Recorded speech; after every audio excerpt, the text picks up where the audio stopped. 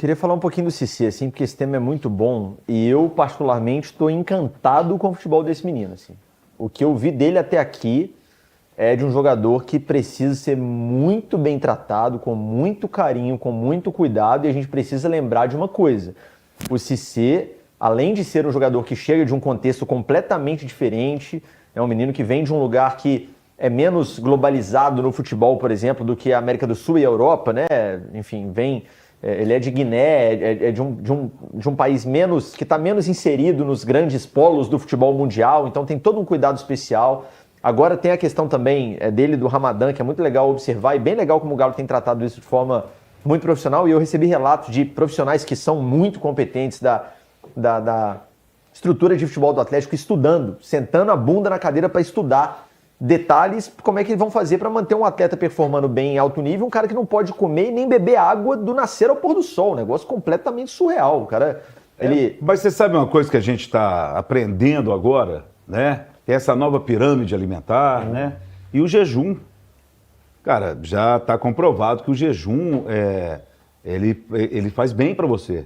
Mas até para você correr, tá parecendo. Cara, mas deixa eu te falar, não, eu não faço jejum intermitente, não. Às vezes eu faço assim, mas é para tentar desinchar um pouco a cara. Mas é porque, na verdade, o jejum faz bem. Ele vai fazer um dia, não são todos os jogos que vão cair no dia do jejum dele, pô. Não, mas o Ramadã é durante um período longo, ele não pode comer do nascer ao pôr do sol. Ah, mas qual o período longo? Volta de 18 de março, por aí. Eu acho que é um mês, um negócio assim. Sem comer e sem beber? Do nascer ao pôr do sol, 40 dias, me fala a Giovana.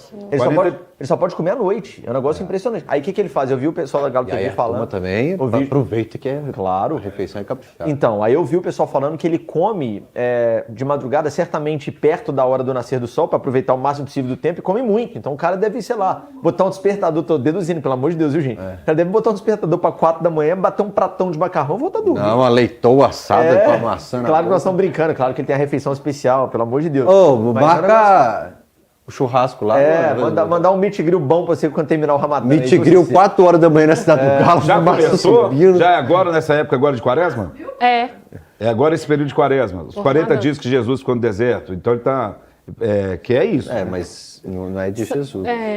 Porque ele é muçulmano. Não, então, eu sei, gente. Eu não sei se bate a mesma data, tá? Não, eu sei, mas eu tô falando de 40 dias parecido mesmo para as pessoas que não conhecem a religião. 40, sim, As pessoas que não conhecem a religião, por exemplo, pensar como é que funciona, né?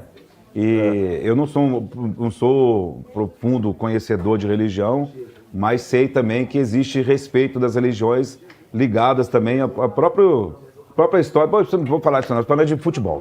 Eu queria voltar pro futebol aqui. Mas foi descoberto assim que o jejum faz bem. Perfeito. Se ele acorda de madrugada para comer um macarrão ou qualquer coisa parecida, claro, dentro da nutrição lá do Galo... Deve ter sido um desafio legal pro clube, pros ele está se alimentando, cara. Então, assim, vai tomar a água dele lá e tudo, mas... Vou te falar, se já começou, ele correu tanto que ele correu ontem... Então eu vou falar com vocês aí, gente, na boa. O que foi agora? Como o Fael e a Isabela não estão no Ramadã, eles podem amassar o meat grill tranquilamente ali, que não tem problema. Só para finalizar o que eu ia falar do Cissé, assim.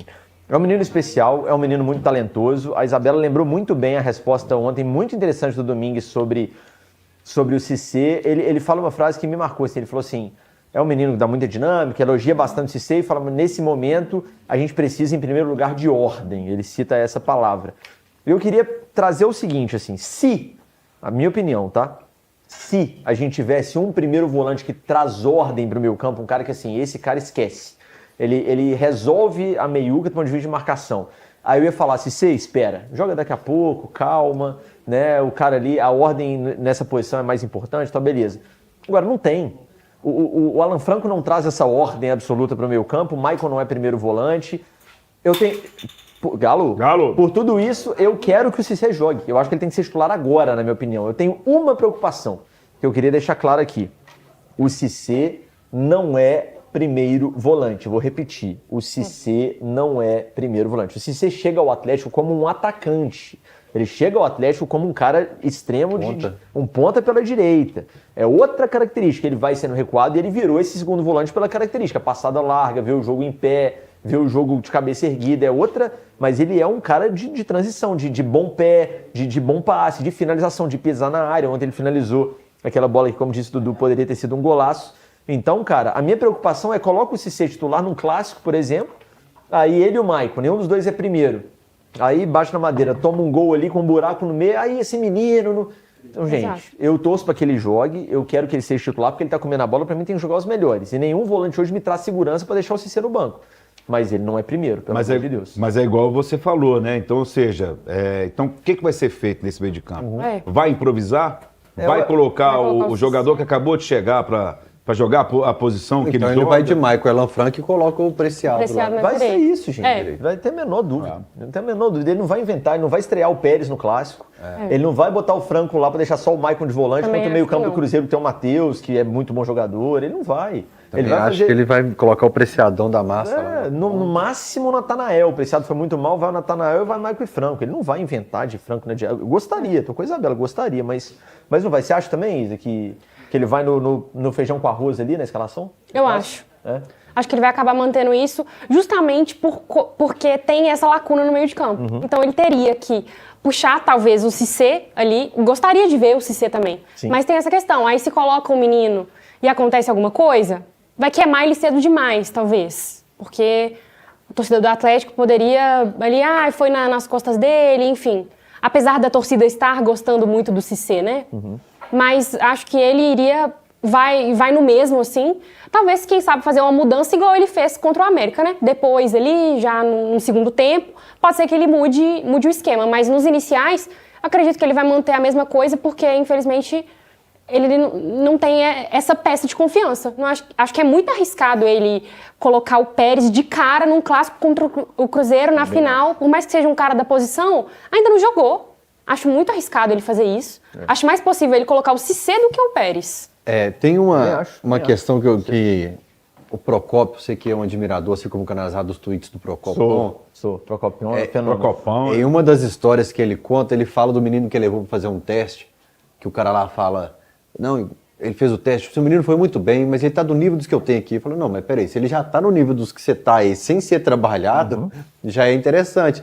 E assim, gente, o Cissé pode ser que coloque ele vá mal em vários jogos, ele erre muito. A gente pode estar falando do Alan Franco, que errou muito. Claro. A gente pode estar falando do Juan Tressoldi, a gente pode estar falando do Alonso, a gente pode estar falando do Hulk, que foi mal e errou em muitos jogos, e em alguns jogos conseguiu ser o pior do jogo. A gente pode estar falando de um Dudu, que eu falei agora há pouco, foi constante, de um Scarpa, que a gente está falando que foi o pior contra o Grêmio e contra o América. Então, o time do Galo tem característica de menino sair da base também, que é inconstante, que erra muito, que erra lance bobo, que está indo mal nos jogos, que alguns jogos é o pior em campo. E agora a gente está falando de um menino que está subindo a ladeira. Então, se você quiser usar argumentos a favor do Cissé, existe também. Claro, vários. Existem vários. O problema é o seguinte, né? A torcida do Atlético, torcida do Atlético. Com os meninos da base, cara, é muito essa coisa do o menino errou, bagre, lixo, horrível, vai embora, uma parcela da torcida, pelo amor de Deus. Sim. O Vitão, para dar um exemplo. Todo mundo sabe que é um fenômeno da base do Atlético, esse menino, titular de seleção de base, capitão na base, assim, um dos grandes protagonistas do título brasileiro sub-17 do ano passado, jogou alguns jogos no Mineiro. Ele teve falhas, como o Alonso vem acumulando dezenas nos últimos anos, como o Juan Tressoldi teve dezenas, o Vitor Hugo teve dezenas, mas parece que o menino não pode falhar. O torcedor de futebol no Brasil, via de regra, o atleticano ainda mais, tem uma coisa de ter a expectativa que o menino que vem da base, ele tem que ser o Messi. Ele não pode ser um bom jogador que vai falhar às vezes, que vai compor o elenco. Ele tem que ser um craque da posição, um gênio máximo. E gênio máximo vai aparecer um a cada 20 anos. Apareceu o Savinho, que hoje está no City. Que é um ou outro, gente. Base existe para revelar de vez em quando um gênio? Existe, mas para revelar jogadores úteis. O Rubens, que estava aí, que foi bem vendido, era um jogador útil, não era um gênio, mas um jogador útil. Foi titular do time, entregou, foi bem vendido. Então, pelo amor de Deus, vamos entender, como disse o Fael, todo mundo erra, os meninos vão errar também. O Rocha sendo um dos melhores, se não o melhor lateral do país, apanhava muito por ser da base. Então, esse menino, a gente tem essa coisa de subvalorizar o nosso próprio produto, que é um negócio que eu particularmente... Vale para Nathan Silva, tá, gente? Vale para Nathan Silva, sem dúvida. Cometeu um erro, beleza, que foi um erro, né, com E maiúsculo, pesado, beleza, mas, cara, fez um baita 2021, pra mim, inclusive, já falei isso, talvez seja impopular a opinião, foi o melhor zagueiro do Atlético na temporada, apesar do erro. Eu falo isso e apoio também. E em 2022, quando o Alonso entregou o gol pro Flamengo no Maracanã na Copa do Brasil, todo mundo caladão. Perfeito. Então, assim, se o Cissé tiver essa oportunidade, seja no Clássico, seja no jogo contra o Inter, ou quando ele entrar, ou entrar no segundo tempo no Clássico, Vamos entender o contexto, gente, do menino. Então, apoiar não é só ele, não. É Mas ele. tem mais gente ainda, Roman. Claro, muita coisa. O Roman. Tem muita gente que ninguém nem toca mais no assunto. Nem toca né? no assunto. E nós temos ainda mais pessoas que podem ter essa oportunidade aí no time. Sim, com certeza.